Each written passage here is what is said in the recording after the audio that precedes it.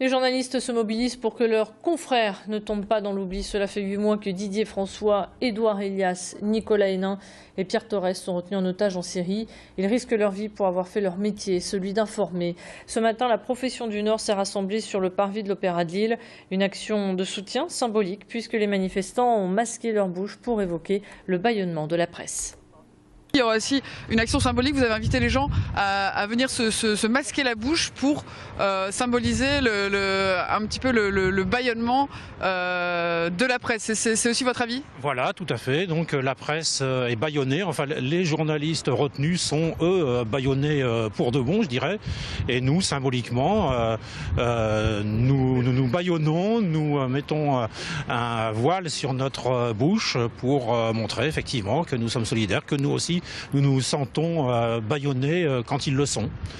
Et donc voilà, c'est comme on le disait, il est toujours important de manifester et c'est aussi une manière de porter les convictions de la presse, des journalistes, de dire que c'est un métier parfois qui peut être difficile.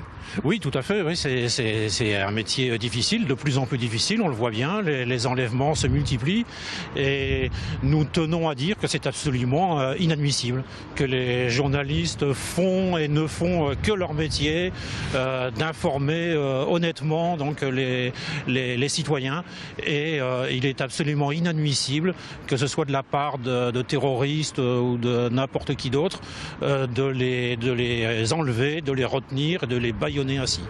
Leurs conditions de détention sont souvent extrêmement difficiles.